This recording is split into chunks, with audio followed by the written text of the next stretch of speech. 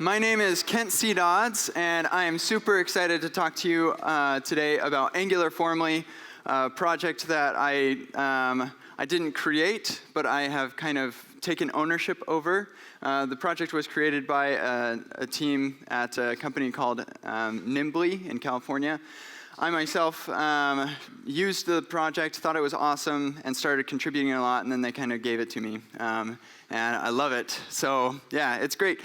One other thing that I needed to remind myself of is I give a couple of conference talks, and every time I tell myself that I'm going to take a selfie with the audience, I always forget. So I added it to my presentation slides. I hope you guys don't mind if I just get a selfie here real quick. Okay, thank you. Okay, so it's time to wake up. It is late in the day. I'm sure you're all very tired. And if you've ever seen one of my conference talks, you'll know what's about to happen. If you haven't, be prepared. We're going to do air squats. So I'd like everybody to please stand up. Feel free to tweet NGNL air squats. And this is an air squat, so please everybody, yes, stand up. We're waking up. Okay, so you put your hands out in front of you. We're going to do 12 of these. You can do it, I promise. And we'll count together. Ready? 1, 2, 3. I like the smiles. 4, 5, 6, 7. We're over halfway. 8, 9, 8. No, just kidding. 10, 11, 12. Thank you very much.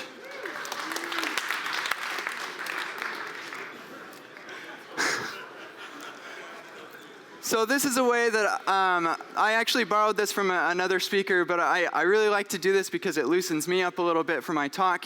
Because I'll let you in on a little secret. I am deathly nervous of all of you awesome developers. Yes, thank you for indulging me. Just by way of introduction, again, my name is Kent C. Dodds. I have a beautiful family. We took these photos just last week, so they're pretty current. I have a daughter, Becca, and a son, Nathan. My wife is Brooke, and hopefully they're watching right now. Yeah, I don't embarrass them, hopefully. I work for a company called Alianza. They were super nice to send me out here, and I love working for that company. It's a voice over IP platform, and I build the UI for them. I also run NG Air. You probably saw that, or hopefully saw that during lunch. Me and Todd Motto run that together, and it's a lot of fun. And I'm also an author on egghead.io, so check out my videos, they're great. I actually have a AngularJS authentication with JOTS course, and so that's very applicable with the talk we just had.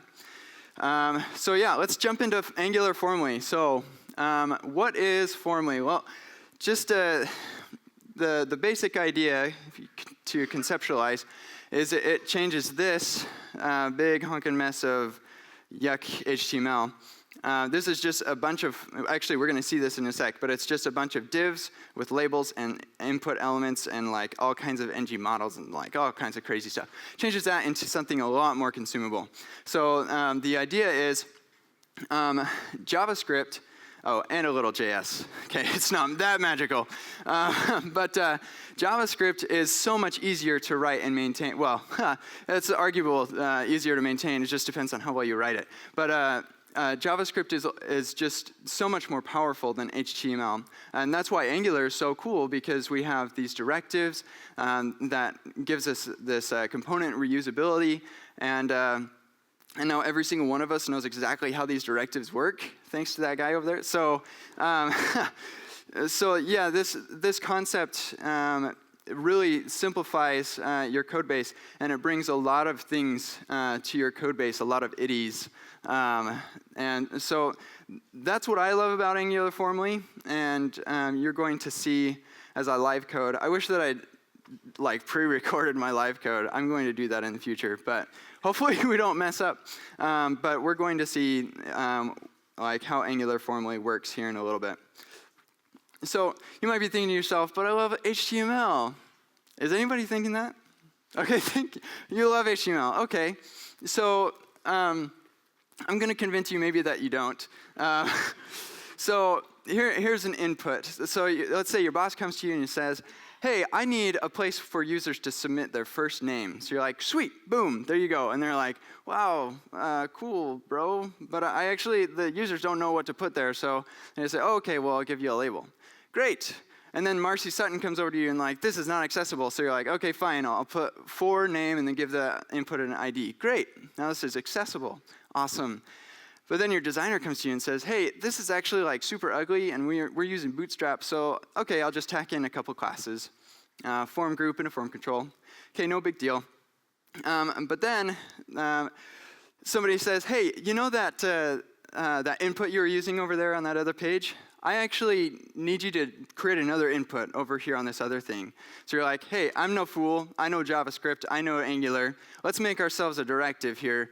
And so we can reuse stuff. And so you create the directive. You add like a couple sweet one-time bindings here. And then you're good. But then somebody says, hey, in my use case of that sweet directive you made, I need to be able to say that this field is required because I really need that first name or whatever. So you're like, okay, great. I'll just add this has own property required. And so all you have to do as a consumer of my directive is add required to as an attribute, and then boom, ng required. Awesome. And like none of these other fields that are using this directive need to be required, but I'm going to add that watcher here anyway because whatever, reasons. So then somebody else says, hey, I actually need this to be disabled. And another guy says, I need it to have a min length and max length. And you're like, okay, great. I'm just going to overload the whole API for this thing and say, yeah, it can be required, disabled, have a max length, min length. And then somebody else comes and says, I need it to have a different type, or I need it to have a max or a min. And like pretty soon this thing gets like way out of hand. You have an overloaded directive. And so you're like, okay, I guess I'll split the directive and we'll have like a number input and a different input. And it just becomes kind of a nightmare. And every application that I've ever written, forms are a big part of that application, user input. And so managing something like this just kind of like, it's not the favorite part of building applications. So yeah, and then you're just adding a bunch of things for Angular to watch. Where in many instances, I don't need a max length or a min length, or maybe this field will never be required. So like, why add that extra watch? And if you don't add that extra watch, then you have to manage a totally separate directive. So like, nod your head if you think, okay, you've explained your point. This makes sense. Okay, great.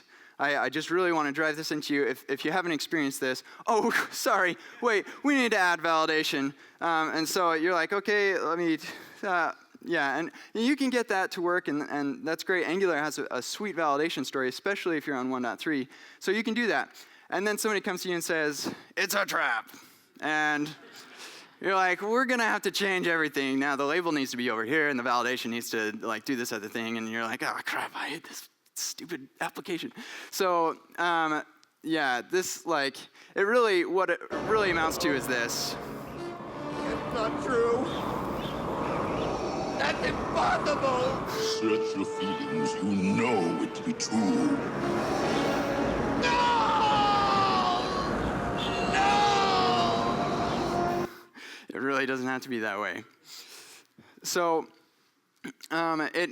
we don't need to suffer as developers. We're smarter. We have JavaScript, which is like, for all of its faults, it's an awesome language to write in. And so here comes Angular formally. And I took a little creative liberty, to be honest. But Yodo likes Angular formally. Developing without it leads to suffering. So let's go ahead, fist bump, and do some live coding. So I'll just show you quickly, this application is pure HTML forms. It also includes a couple directives that are useful. So there's a directive for this nice fancy validation or messaging. It's using ng messages. And so I can fill this all out, but that would be super boring. So I added this super secret controls when I click on that and I autofill it. Wouldn't that be sweet if all applications had that? Yeah, and I forgot to do this one. So he's actually from Tatooine, so There we go. And now we can submit this and say, hey, your lightsaber order has been is being processed. We need to invent lightsabers first, but we'll get back to you. So that's the idea. You just have a bunch of different field types. What we're going to do is take this form and convert it to Angular formally. And we've got Git branches, so if I really mess up, I can check out the next branch. So, but hopefully I don't mess up, and hopefully this goes nice and smooth. Yeah, I'll just show really quickly. We're bringing in Bootstrap to make it look pretty for free, and just a simple CSS to style it for ourselves, and then all the HTML yuckiness that like HTML. No, I actually like HTML too. And then we're just at the bottom here. We're displaying the model and the error state of our field. So this is a required field. If I remove that, then now our form has an error state and our submit button is disabled. So that's what you're seeing. And then we're bringing in a couple of third parties, and then we have our index.js that has our main controller. And like, this is bad practice, literally, to put a bunch of like different things in a single file. So don't do this in real life. But yeah, this is like one of those don't do this at home things. But I am using controller as. So yeah, so that's the app. Let's make this formally. So we'll scroll up here, and whenever I inherited a project that wasn't using formally, go figure, and so I decided to implement formally. Whenever I do this, I add the new formally form right above it so that I can compare. So that's what we're going to do. We'll make a div, and we'll add an h2 new and improved lightsaber order form.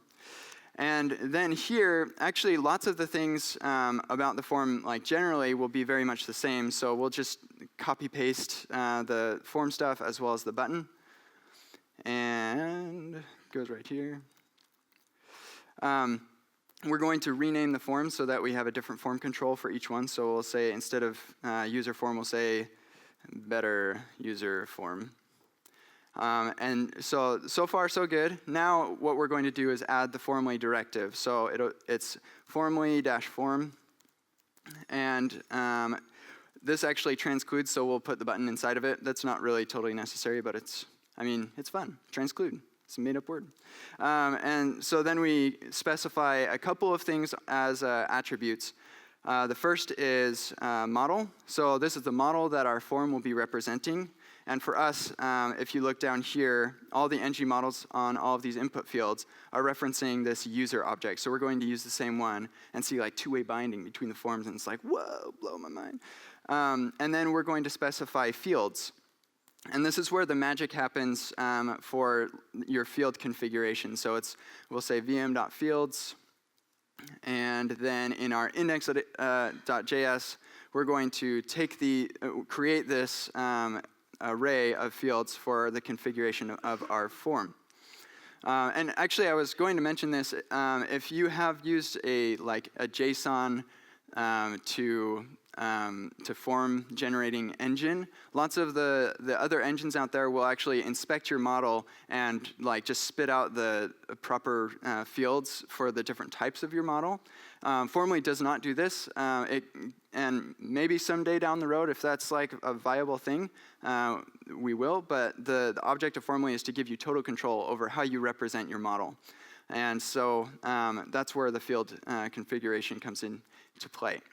So here in our index.js, we're going to create our fields. And this is the fun and interesting part. So we'll say vm.fields. I'm referencing vm is this so that my template and my JavaScript looks the same. That's nice. So we create an array. And this is an array of objects. And hold up. Nobody told me this. You were supposed to read my mind. But I totally forgot to bring in formally. So let's do that really quick. We'll put it right here as script tags. And you can install formally via Bower or NPM, which is the future, or just download the script, which is the past. But yeah, we'll say the source is in our node modules, Angular formally /dist /formally. And then we have another one, which is formally doesn't just have a whole set of fields that it uses. you tell formally, hey, I have a couple of types. So there's like input and select and radio. And these are what these types look like, and here's some configuration about them. But there are libraries that have been built to tell formally about these types for you. And one of those libraries is specific to Bootstrap. So you have Angular formally templates Bootstrap, and that will tell formally, hey, this is what an input looks like, this is what a select looks like, a radio. And so we're going to use one of those libraries. If you want to get some serious customization, I just recommend you create your own templates, and we're going to look at that if I have time. Cross your fingers, because like it's insanely easy. And I'm not just saying that because I wrote it, but yeah. So we'll go back to our index.html. This is where we create our app module. Okay, I got to slow down. Like I tend to talk really fast. Am I talking too fast? No? Okay, great. Okay, now we're going to do that. No, just kidding. So first you specify formally as a dependency, and then you specify formally Bootstrap for your templates. And so, yeah, now we have access to this formally directive, and now we can specify our fields. Sorry for that little detour. So here, our first field, if we look back at the app, we say, okay, our first field is first name. And so the first thing about this field is the key. So this is the key on the model that this field is going to represent. And that, if we look at the HTML here, is right here, the ng model. So our model is vm.user, and the key is first name. So we'll say key, first name. So this field represents the first name. And the type for this field is input. And again, that's coming from formally Bootstrap. Formally Bootstrap told formally, hey, this is what an input looks like. And so formally we'll know what template to render for this field. So actually, if we refresh, then we should have, if everything worked, hi, ng, nl. So it's totally bound. It's like, woo, that's working. So yeah, exciting stuff. But that looks, yeah, thank you. Woo! I love it when Angular makes me look good. It's like, wow, yeah, double bound, like cool stuff. Yeah, so, and actually I really do appreciate applause if things go well, so keep it up. But yeah, this field looks really ugly, right? There's no label, there's like, it's required, but there's no star, like, and there's no validation. So let's add a couple of things. And formally the formally core really only cares about stuff that's common across like all fields. And so labels aren't necessarily associated with all different field types, and neither is like placeholder text or even like, well, yeah, there are a number of things that are template specific. And so all of these options, all this configuration goes into template options. And so in here, this is where formally Bootstrap comes into play. And we say, hey, formally Bootstrap, this field has a label, and that label is first name. And if we save this and refresh, now we have first name. And we want also a placeholder because we're super redundant. And we're going to say first name in here as well. And so now we have a placeholder. And so all of this is coming from our templates Bootstrap. And one thing that I want to demonstrate also is that I've actually, like, am I about to swear? I've been using React a little bit. Sorry. Just on the side, just for fun. There's actually a React formally. But one thing that React does really, really well is help you know how to use the library. And so if you're using it wrong, and it will tell you in the console in development, and say, hey, you're using this property, you shouldn't be using that. So formally actually does the same thing. So if I say ng-nl is true as that is, Angular formally is going to blow up and say, hey, you specified this field, that's not allowed. Here's a link to explain how to fix the problem. And so, yeah, you can say, aw, thanks. But like, it's very important to me that you use formally correctly. And so you can't just monkey punch things. If you do want to add field or different configuration, it actually probably goes in template options. But if that doesn't make sense, then you have this data property that you can just stick whatever you want into. So anyway, you'll find that throughout using the API that Formally is always trying to help you. So just embrace it. Okay, so one other thing that about this field specifically is that it's required. So we'll say required is true, and now we get the star. And we also get this red glow, and that's nice. But we don't get that validation message. And the reason for this is that validation message is coming from ng messages, and that's supported in Angular 1.3. But Formally Bootstrap is supporting 1.2 applications as well, and so it doesn't come built in. But I am going to show you how easy it is to add this to any template. And it's like so mind-blowing easy. As of like a week ago when I was like, oh, I should probably make Formally even better for the talk. So yeah, but we've mostly created an entire field. And like that took a lot longer than if you were just doing this yourself. But all the other fields are going to be very much like this. So I'm going to skip writing all of that and just check out the next branch and then just show you those really quick. So we'll say git checkout Formally version. Oh, and we'll force because like I coded stuff. Okay, so let's go back to the browser, refresh. Oh, I capitalized improved. Yeah, so you'll notice maybe a couple differences. But yeah, you still have just the red outline no message, and you have these other fields. So again, Formally Bootstrap is how you define what these templates look like. And so most of the like specific stuff for text areas or radio is specific to Formally Bootstrap. But I'll just show you really quick. So this is the, let's see, planet, which is a select right here. Woo! So this one, Formally Bootstrap says, hey, I need options for for this template. So I give it planets, which is injected because I didn't want all that craft up there. So it's actually down here as a constant. So name value. And radio is very much the same way. You have these name value pairs. And so yeah, that's the basic idea for like field configuration. And there's a whole lot more that you can do that we're going to look at here in just a second. But I'm going to just let you take a breath. Everybody breathe. This is how you get engagement. Like you tell people to do stuff, and then they do it, and you're like, wow, I'm a presenter. So, okay, one thing that I want to show that like is just, to me, mind-blowingly awesome. I know that I wrote this, and it sounds like I'm totally high on myself. I'm sorry if that's the way it sounds, but I'm just like, I feel so awesome about this. So, let's refresh. If we inspect the DOM, because everybody, that's like favorite activity of a Saturday afternoon. Let's look at what is actually happening. So this input has a class with a bunch of stuff in it, and then it has an ng model. Now it has an ID and a name, ng required, all this stuff. And remember how I was telling you with like traditional form building, you have to add a bunch of different attributes to your inputs to say like, oh, like there's a possibility this could be disabled, or this might have a max length. So Formally actually has built in, there's an API in Formally called template manipulators.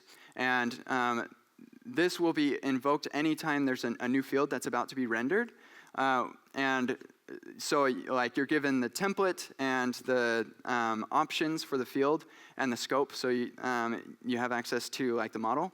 And so with that, you can kind of manipulate the template for like some specific purpose. So you can add as like a div or something, like whatever you really want to do. And so one built-in template manipulator that like totally rocks is adding the necessary attributes for the field. So let me just demonstrate. If we decided, hey, we want this to be disabled, then we'll say this field is disabled, and it's true. And if we refresh, you'll see it's disabled. And not only that, but it also has a brand new attribute called ng disabled right there. And that was not there before. And the cool thing, like, if you're not just like, wow, that's actually kind of cool. What makes this cool is now I'm telling Formally, hey, this thing could actually be disabled in some cases, so I want you to add an ng disabled, and now I'm paying for the watcher. because I actually want the watcher. But in all other cases, I don't care. Like this field, last name, will never ever be disabled. So why do I pay for the watcher in that case if it's not ever disabled? So and that applies to a ton of things. So you also have like on blur, you have, so that's ng blur. You have like max length, min length, max and min. Like there's just a ton. And you can actually also specify your own custom attributes. So you could specify like a specific directive that you want on this field and none others. So I think that's way powerful. And I'm super excited to actually implement this in my work project because I kind of just like wrote this 4 or 5 days ago, and it's like so awesome. So anyway, applause is okay in this case, right?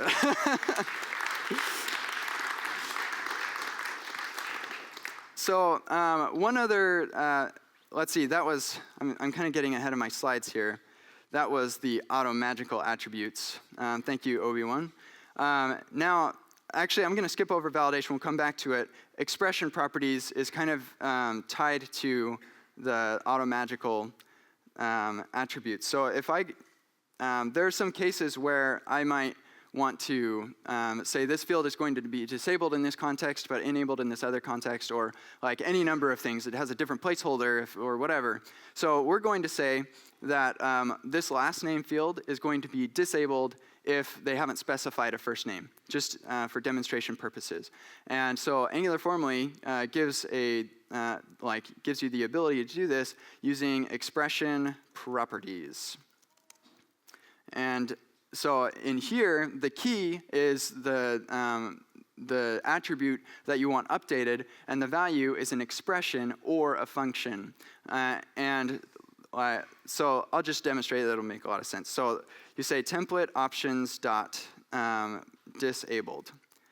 And so this is actually using the parse service with that assign that we saw earlier, where you can actually specify anything that would be acceptable as an expression for a property, and then the parse service will just magically set it, and it's like, wow, that's awesome. So you could like whatever, blah, blah, blah, blah, blah, and it like go all the way down this huge long chain and into some awesome object and stuff, but we're not going to do that because we just care about the disabled property.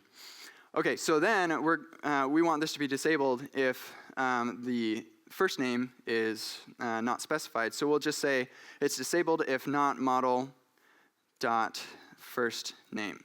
So model referencing the model of the field, and first name referencing this first name up here. So if we save and refresh, it is now disabled, and I say hi, and now it is enabled. And the reason that is exciting to me is, you know how I said like this ng disabled directive gets automagically added to this input? Well, it's also aware of expression properties. So like even though in here I didn't say, hey, this could potentially be disabled, I implicitly say, yeah, actually it actually could be potentially disabled if I specify an expression property that could eventually somehow resolve to true. And so it will add the ng disabled attribute for you automatically, and it's so great. And I should mention this, because like Automagical is not probably the best term to use, because developers hear that and they're like, I don't like magic, I like to know and I have control and stuff. So you can actually turn all of this stuff off. You can say, hey, I don't want you to mess with my templates, I want total control. And that's exactly what the situation that I've been dealing with like for the last couple of months that I've been using this project, because this is a brand new feature. And it works, it's still like awesome. But having this feature is super helpful. So anyway, it's kind of whatever you want to do in that case. Yeah, thank you. I think I might do a backflip at the end if I get enough applause. Oh, shoot, I need to mention this. I just want to just thank all of the people who have awesome libraries out there, especially Pascal, because he said he'd give me a hug if I mentioned Angular Translate in my talk. So yeah, let's give applause to everybody who writes libraries. Okay, thank you for indulging me. Man, you guys are so nice.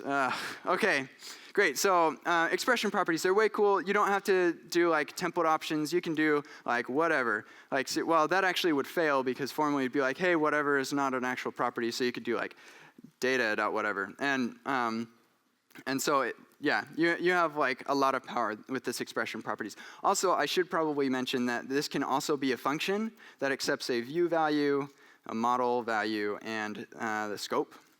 And so then you can return whether, or like the value that you want this expression or this property to have.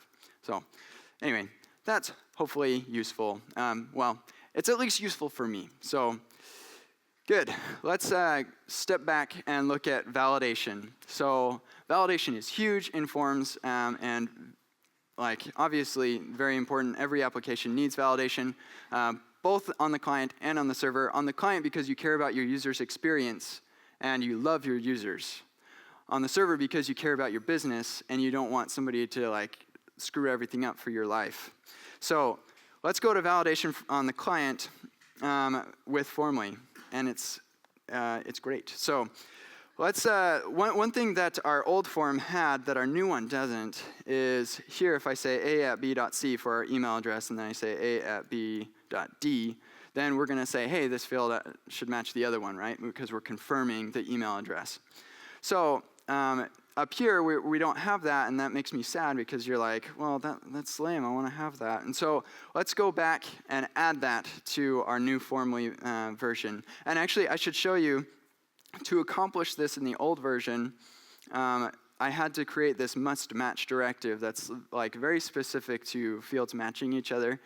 And yeah, so I require the ng model. I give it a matches function, model value, VI. We're actually going to use this very same function, but we don't have to create an entire directive to do this.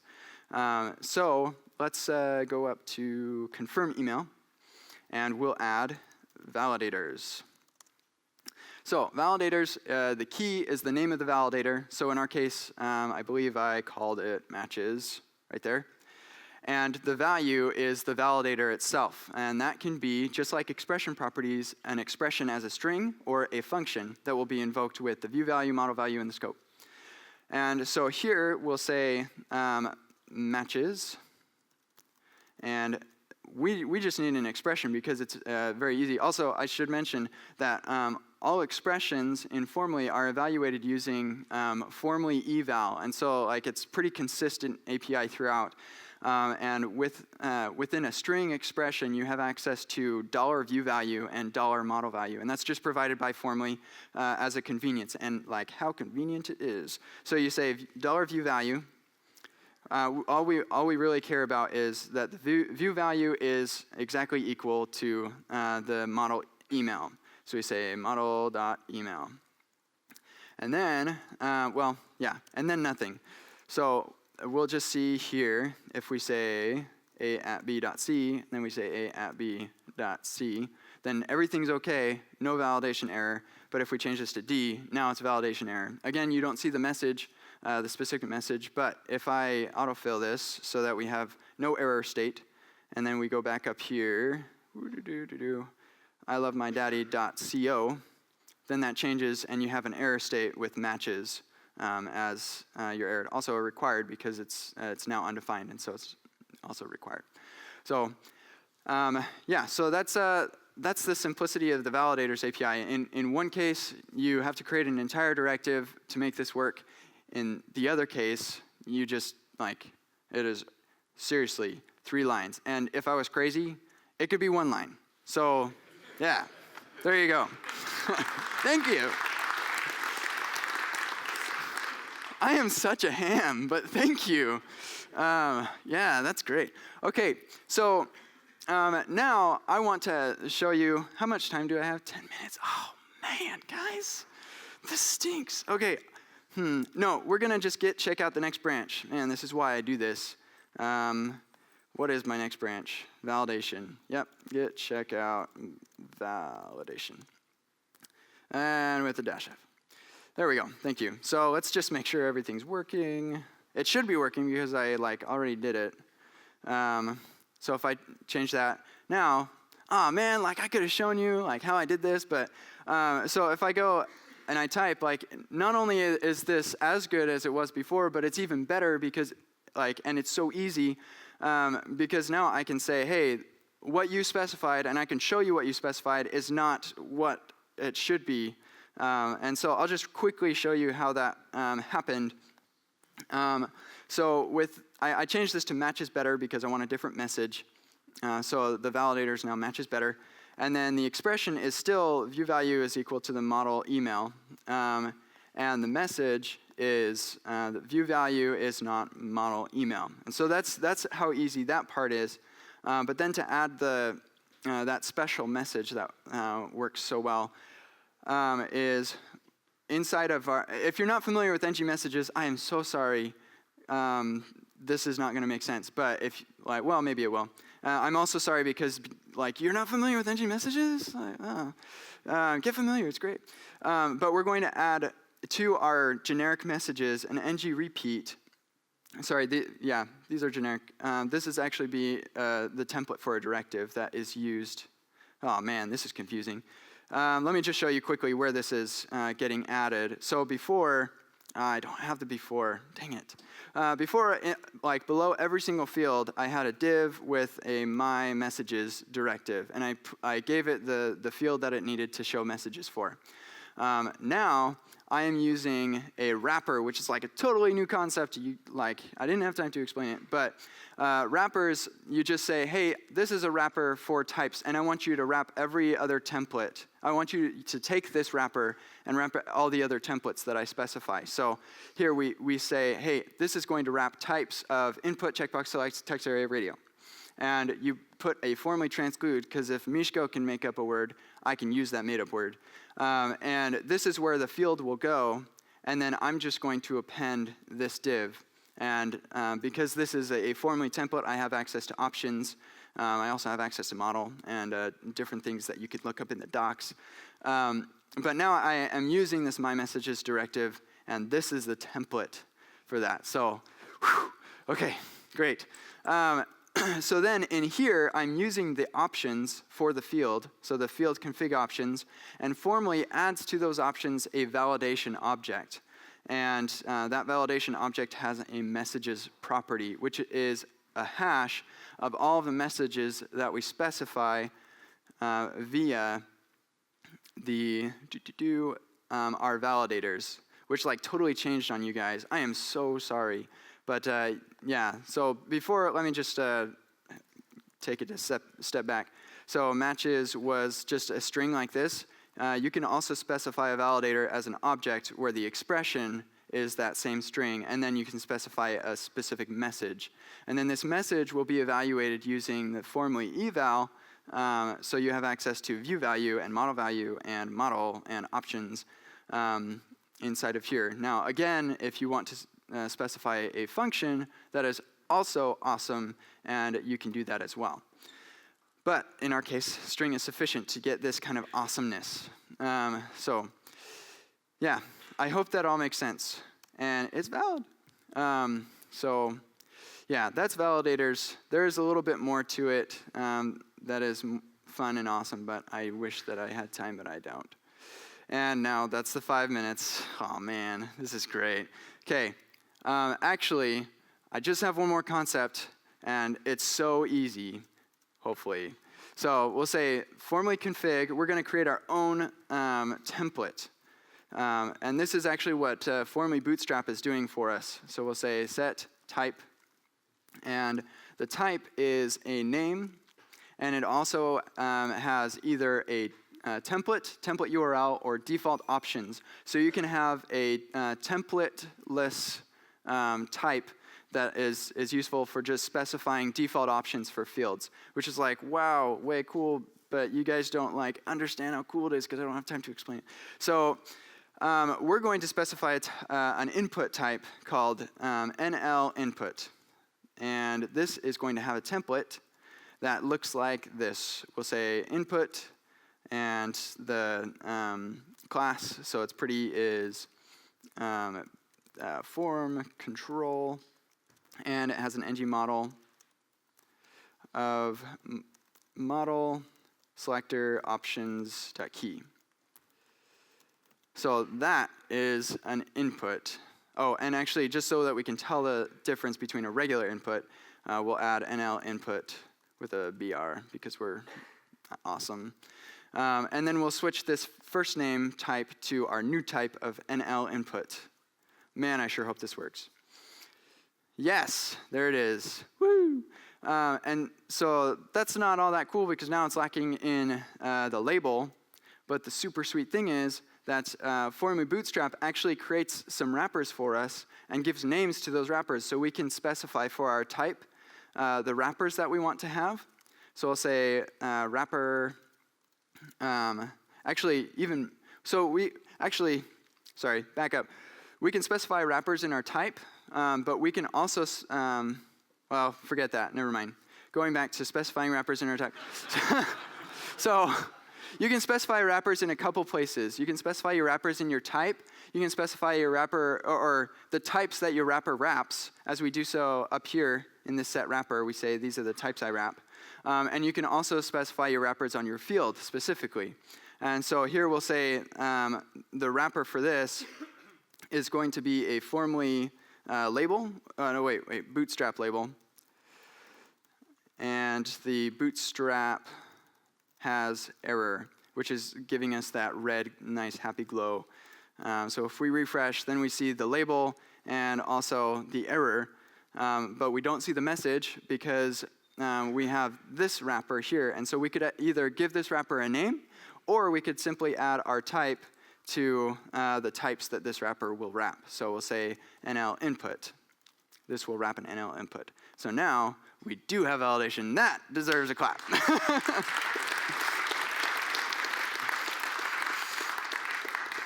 Okay, so there's so much more that I wish that I had time to show you because Formally just will save your life when it comes to ng model. And like it supports ng model options. It supports like if you want it to, a bunch of awesome things. But there's just not enough time. And so I point you to this, which is actually just like will redirect you to the repo, which Google is also very good at doing when you search Angular-Formally. So either way works. But I just want to say thank you, give it a go, and please give me feedback.